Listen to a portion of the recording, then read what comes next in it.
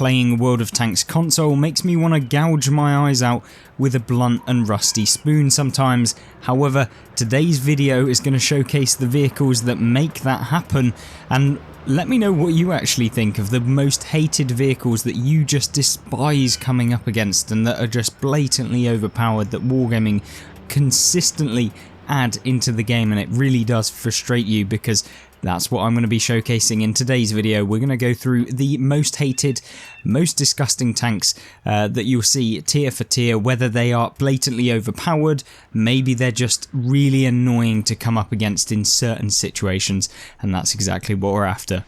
Let's get the worst one out of the way, and that's of course the T92 here.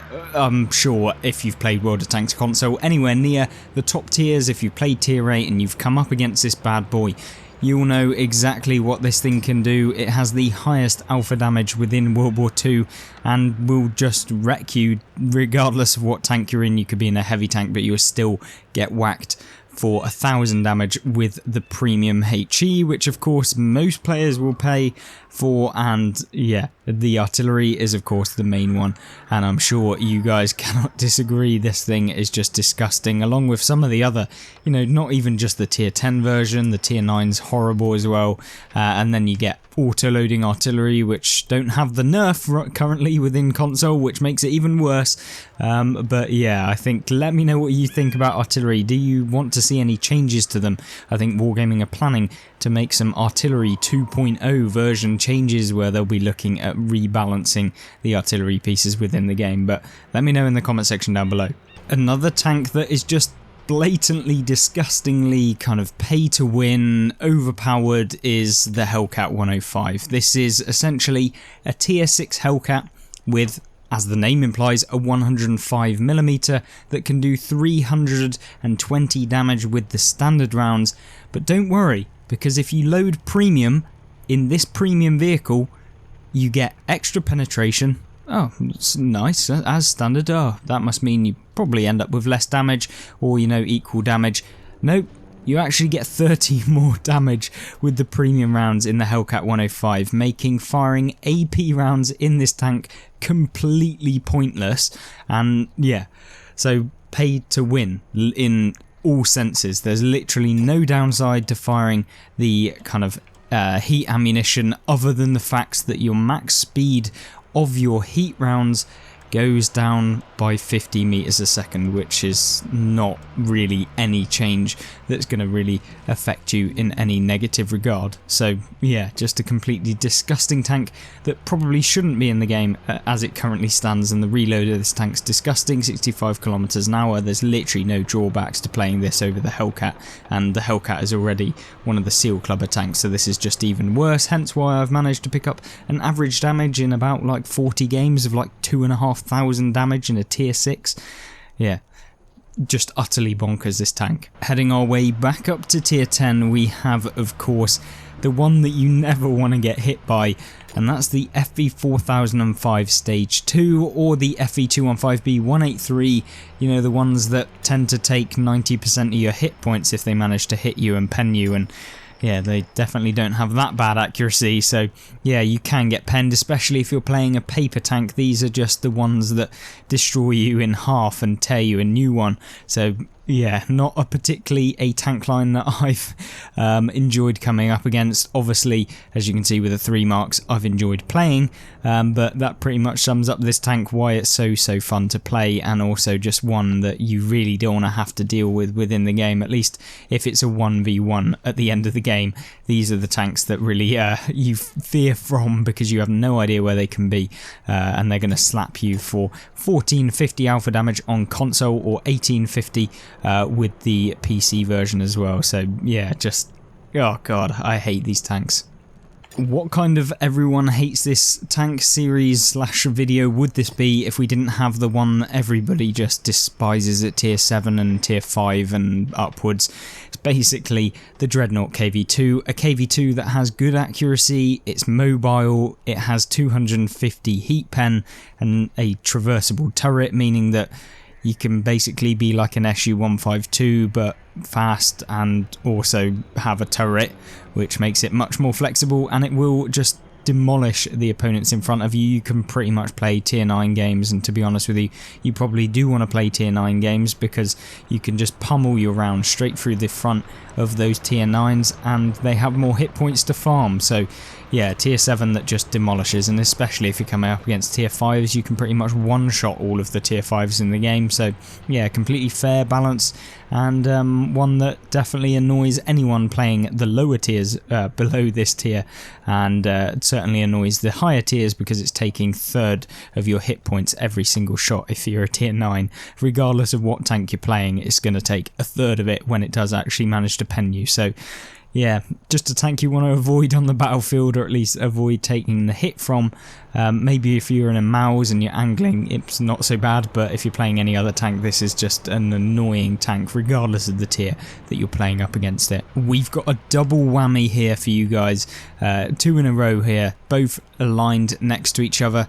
Of course, the first one being probably the most disgusting out of the two, and that is the Panzer V4. Just what on earth is this tank? Wargaming, they still consider this tank completely fine. It's absolutely nothing wrong with this tank being in the game, even though it's a medium with more hit points than tier 6 heavies, but we'll gloss over the fact that they've got that, and we'll gloss over the fact that it's literally a tier 7 hull, which has armour at tier 5.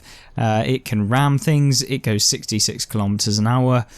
Oh my god, Wargaming, what were they thinking when they brought this into the game and thought it was balanced? Yes, it has the weak point of the armour on the turret, but yeah, for all intents and purposes, this is a tier 6 at tier 5 and plays at tier 5 as well. So it's not like it gets like unpreferential matchmaking where you're more likely to be in a tier 6 game. It literally acts as if you were playing the Panzer T25 here. Yeah, just a tank that's horrifically overpowered at this tier and should definitely 100% be a tier 6 within the game. It literally has all of the statistics of a tier 6, and I don't think anyone will be complaining if this got a massive nerf and just obliterated within the game, because it ruins the low tier matchmaking, and I'm sure you can agree, even if you have played this tank a lot.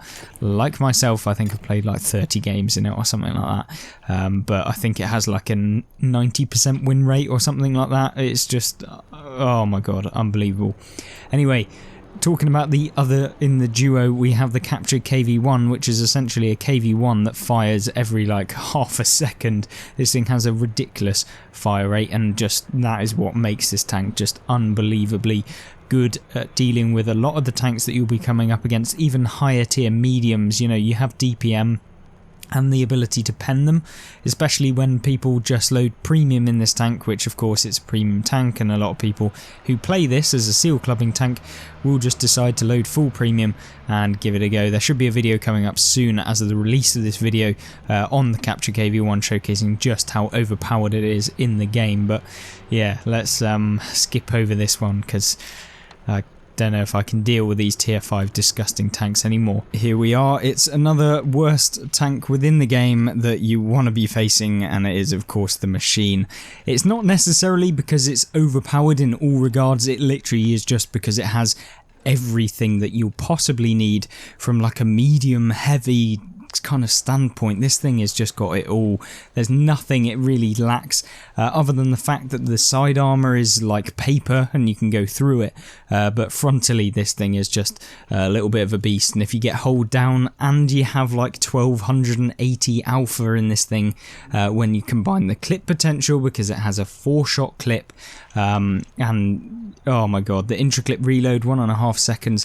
This thing is just unbelievable within the game, and a lot of people say, oh yeah, it's not actually that good. Well, maybe if you played it correctly, this thing is that good, because when you compare this to the Skoda, you literally have everything that the Skoda has, or the TVP T5051 I should say, except you literally are faster. You've got better armor overall, because the TVP doesn't really have armor, so yes, you may be able to get penned in the side, but you also have the fact that your turret is actually bouncy, your hull armor at the front is bouncy as well, so yeah, you've got a much better chance of bouncing in this, which means that why would you ever play the TVP T5051 in the game? And this is just a reason why Wargaming got so much stick back in the day when they released the Machine, which is completely fair, balanced, and I'm sure if it came out on PC there'd be uproar, but for some reason console don't really care that much anymore. and it's just being released willy-nilly now every couple of like months when the contracts kind of reset again. So yeah, the machine, just one of those tanks that I'm sure if you've ever been clipped by one, you find them very annoying. If you've ever wondered why you just lost all your hit points by a tank ramming you, you probably know what the IS-7 is, and that's because this tank is just one of the fastest heavy tanks within the game, especially if you then combine that with the fact that it's very heavy, and you also have the speed boost equipment to boost up the top speed of the tank, and you then take spool liner, and you then take the commander crew skills that allow you to then be able to reduce the amount of damage that you're taking from ramming. Makes the IS-7 one of the best rammers in the game, if not the best, most consistent ramming tank within the game. And probably if you've ever come up against them on a corner where they've managed to get hold down, they're even worse, because you literally can't pen the turret of them unless you hit the very, very minute cupola, or you manage to get a glimpse of that hull armor where you can actually pen them. But usually when you manage to get hold down, you can only see a slim bit, and when they're wiggling like this, yeah, you can sometimes hit the wrong plate and then you bounce, and sometimes you'll just miss entirely and just go into the turret anyway.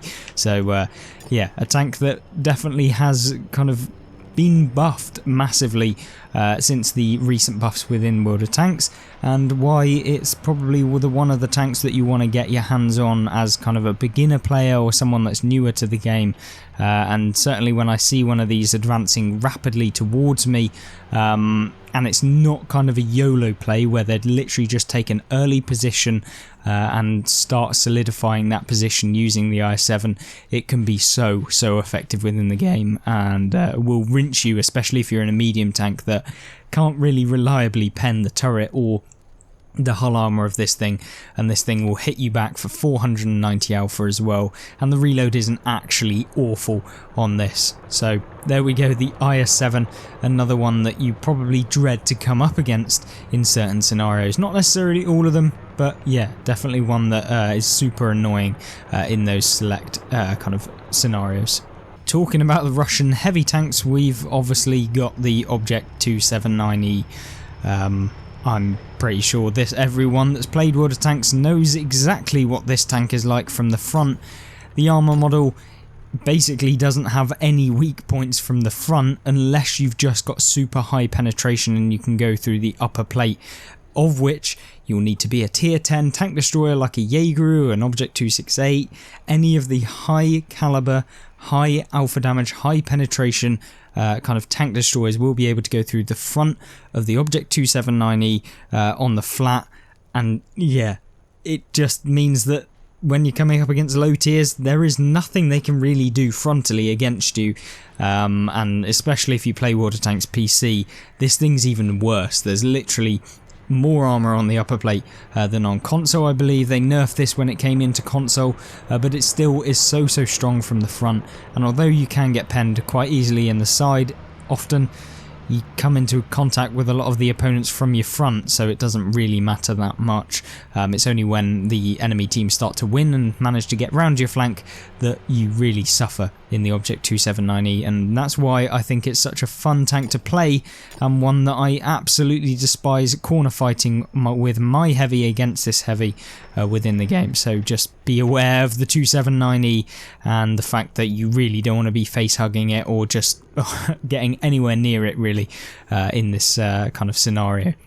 Another tank that you have to be aware of is the Tortoise, and although many may think that this is not actually as strong as you might think, this one really is one of the strongest tank destroyers within the game, maybe even the best kind of tier for tier tank destroyer, other than like the premium versions like we mentioned, the Hellcat and stuff like that. But for a tech tree tank, this may just be the best tech tree tank destroyer you can play, and that's because of the rate of fire on the 400 alpha damage gun. You can literally reload in like 5 seconds with all of the perks, with all of the equipment and stuff, and you can dish out 400 damage each time, and this rips its way through the opponents. And with the most recent armor buffs that the Tortoise has received to that cupola and the areas around the tank, it makes it much better, much harder to hit and pen through the front of this tank. And even if they do manage to pen, you can often lock down that opponent that's penned you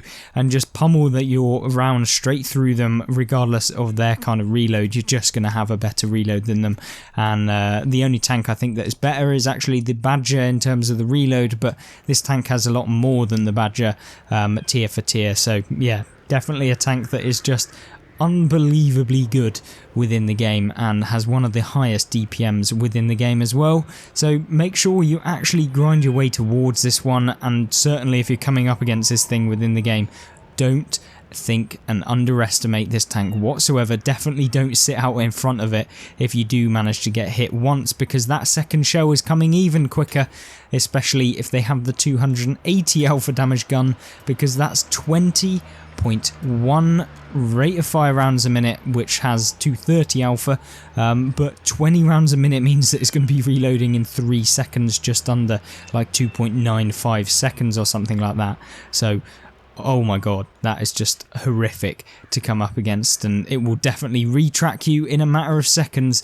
And yeah, if you don't have a repair kit, this could be curtains for you in a very short period of time. And that's why I like playing the Tortoise, why I like playing the AT-15. Although originally they did have slower speeds, max speed, since the buff getting them up to like 27, as you can see here when we've got the advanced or the traction system, makes them a lot more usable within the game. And so yeah, you can actually take forward and be proactive in winning the game for your team. So yeah, definitely don't ever discredit the Tortoise, the AT-15, the Badger and all of those kind of tanks within the game, because they certainly can perform. The final tank on this list is the Pesky, and I mean literally a rat within the game, the E25, and that's because this tank genuinely cannot be detected by 99% of the players unless you're running full like optics and all of the crew skills that have the ability to spot the opponents, because it's so minuscule. And when an E25 decides to run a camo build as opposed to running the kind of speed build that we're currently using at the moment in this tank, yeah, it basically becomes invisible within the game. And we're going to be showcasing this tank in a video coming soon, where we look at the E25 and just how nice it is to play. But you can see we're doing 75 kilometers an hour in this tank destroyer, remember, so it's one of the fastest tank destroyers in the game as well as being tiny, so it's really hard to hit. And the invisibility cloak that this thing gets as well, and the fact that this tank doesn't meet tier 9s off the top of my head. I think it's a preferential matchmaker, not entirely sure, so someone don't quote me on that, but I'm pretty sure it is preferential, and that makes it even better in all regards. So yeah, this tank very, very good within World of Tanks console, and that will be the final one. Of course, let me know some of them if I've missed some tanks, like the Scorpion G, which is an honourable mention, the Iron Rain, things like the Vanguard. You know, they're all tanks that we all kind of despise coming up against in certain scenarios. So let me know in the comment section down below what you think your most hated tanks are within World of Tanks console, and I hope you'll join me back in the next video where we go through some more tanks and top 5 tanks within World of Tanks videos coming soon.